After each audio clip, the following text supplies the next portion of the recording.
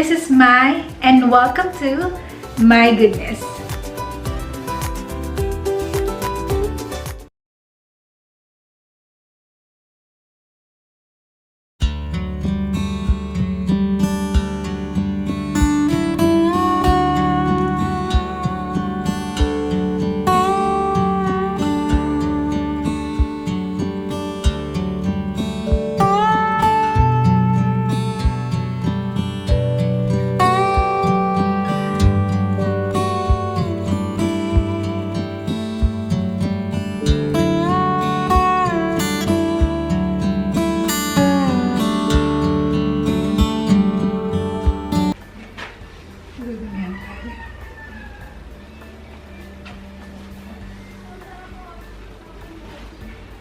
Naisipan ko lang na palitan na yung mga naka-display ng mga ceramic para medyo colorful. Kasi medyo yung kulay niya ay brown. So parang wala siyang kulay-kulay. Balak ko nga yung pinturahan ng white. Pero nag-iisip pa ako. Okay.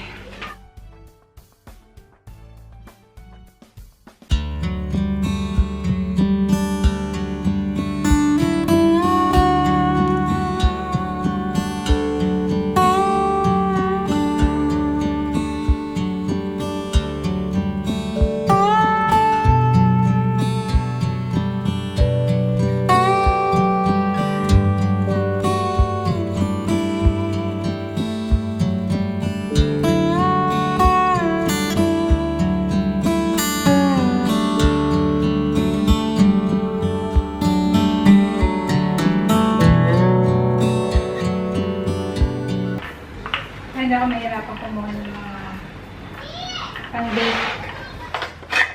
Kasi yung mga measuring cups ko, nilagay ko dyan. Tapos dito yung lahat ng measuring spoons para hindi kalat-kalat.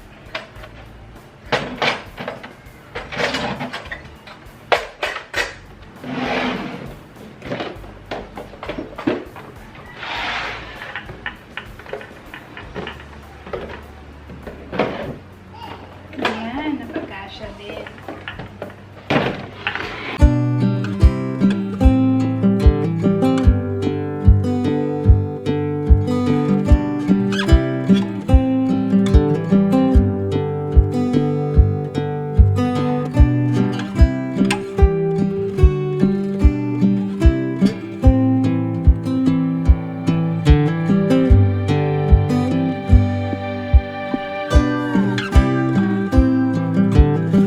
Whisk ko, tapos mga gamit ko sa aking KitchenAid. Yung scoop, para madali lang, pupul ko lang siyang gano'n. Ay, sumasayad. Ay. Okay, and then dito sa ilalim, ayan, so kahit na nandyan siya, may turntable naman. So, madali ko makukuha. Tapos, yung mga nasa back, mga stocks yun. Kasi ito yung lagi kong gamit na gamit yung aking baking soda, baking powder. So, inuubos ko na lang yung aking baking powder and then re-refill ko na. Nandito yung aking measuring spoons, yung mga measuring cups. So, pupul lang siya. Ayan. Ang weighing scale. Lace mats. Galagay lang ako ng ganito para hindi mag-molds. Dito ko na lang ilagay sa ilalim yung stove ko. Kasi lagi ko yung kinukuha at ginagamit. So, para mas madali. Tapos nandito yung induction. Okay.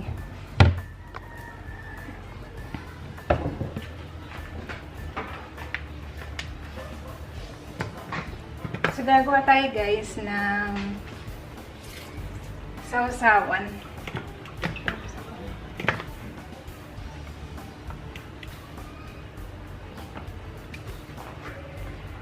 Ayan, ubos na.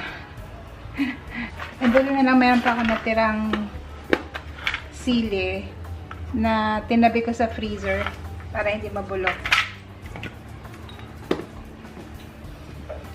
So, ito yung ginagamit ko guys pag nagkusap ako ng mga sili. gumagawa ako ng aming sausawan.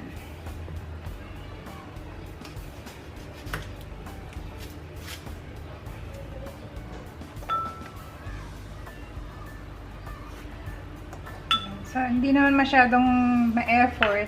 Pero napakamahal kasi nung sausawan sa mga grocery.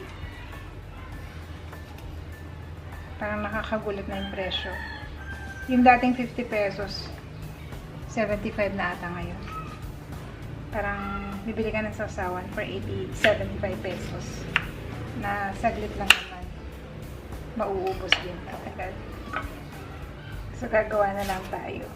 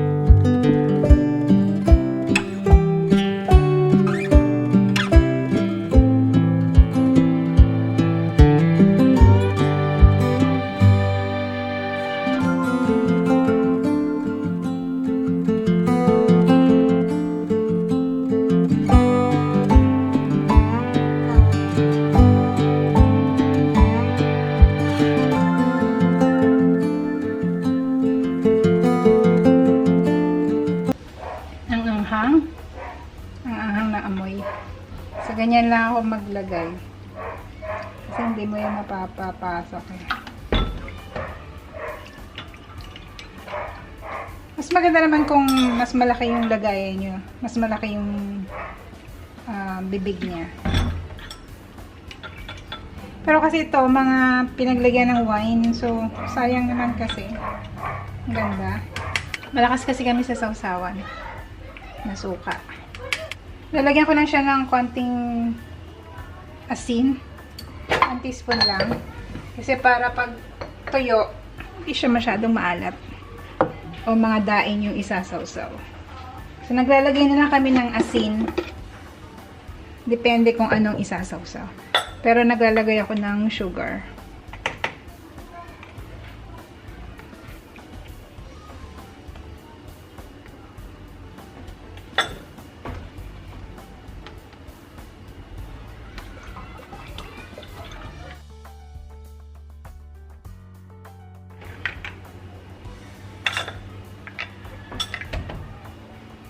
Okay na.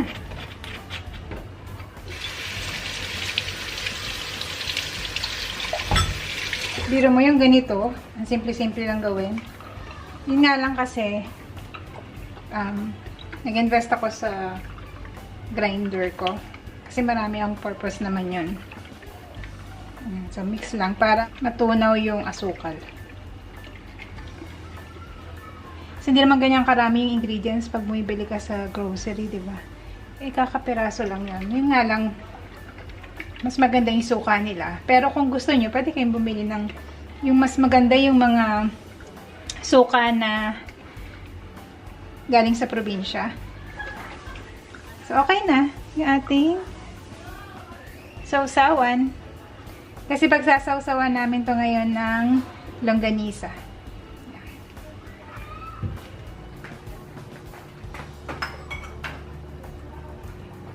Pa rin guys, dun sa aking mini pantry. Ito nakahanap ako ng panglagay sa kanya. So, may iba-ibang sizes. Saktong-sakto siya. Ang ganda kasi siya, para natatakpan yung pantry ko na makalat. Yan, may ano siya, may dikit. Ito, may dikit na siya. Tapos, ididikit mo lang yung ano. Tapos yan. Ididikit mo lang siyang ganyan. So, maganda dun sa mga spaces or cabinets nyo na walang door. Sa ilalim halimbawa ng lababo nyo, pag walang door, maganda siya. Yan. So, bibili din ako niyan para sa aking dirty kitchen, yung lababo ko. Wala kasi siyang cover. Mukhang malinis. Tingnan yung pantry ko, hindi na makalat. Yung aking small pantry. Itong rack na to, yan, kasabay to nung binili ko yung side table sa bedroom namin. Yan. Okay naman siya. Sumakto siya dun sa kailangan ko. At saka dun sa space. Ito rin, maganda yung paper towel holder ko. So, type na type ko siya. Kakulay lang nitong bamboo. And then, yung aking lagay ng bigas. Hindi naman nilalanggam yung bigas. Nung dito ko siya nilagay. Tapos may nilalagay akong laurel leaf. 5 kilos lang ang capacity nito. Kasi nasa harap lang naman namin yung tindahan ng bigas. Kaya hindi na ako bumibili sa malayo. So, dyan ko lang siya nilalagay. Hindi siya nilalanggam. At talagayin ko ng mga towels, hand towels, kitchen towels.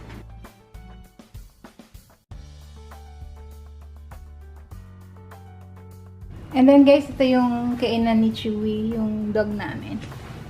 Kasi nahirapan na siya dun sa kainan niya pag nakayukong-yuko siya. Lumaki na kasi yung dog namin, so mas maganda kung ganyan yung kainan niya.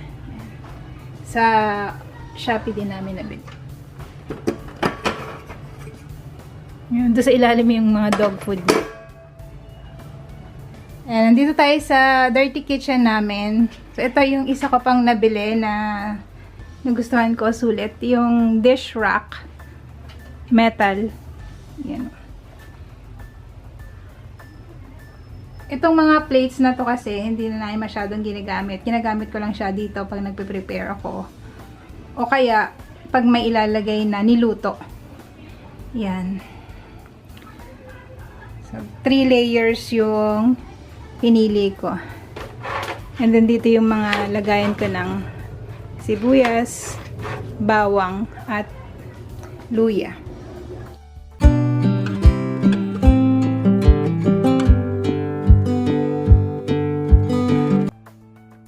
So, ito guys yung bago kong purchase na multi-air fryer. Tutuwa ko kasi ang daming pwedeng gawing luto sa kanya. Yan. Iniluluto ko ngayon yung longganisa na ulamin namin. So, hindi na ako nagpa-fry. Kasi meron naman akong fish na pinaksiw. So, ipa-partner ko lang sa longganisa. Kasi yung mga bata, minsan ayaw ng puro fish lang. Yung isang side ay naluto na. Binaliktad ko lang and then tinuloy ko yung pagluluto sa kanya. So, this is one of my best buys. Tapos na, yun.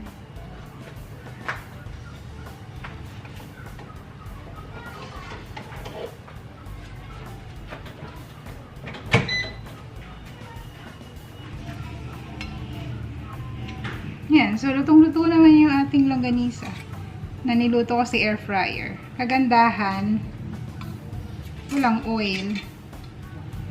Ang ginagamit ko roasting.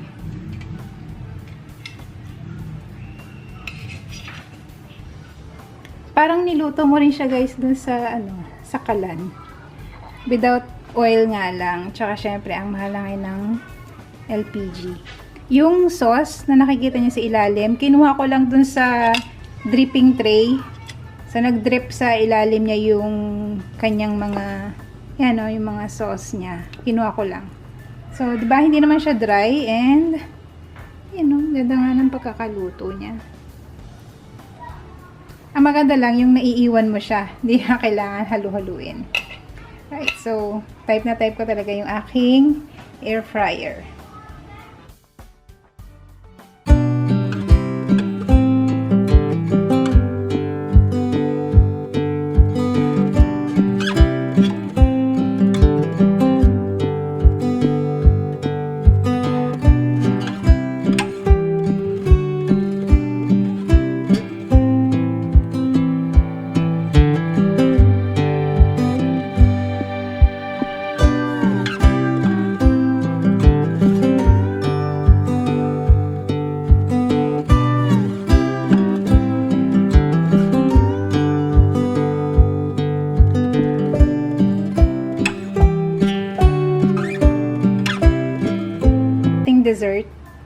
Bonito o Star Apple.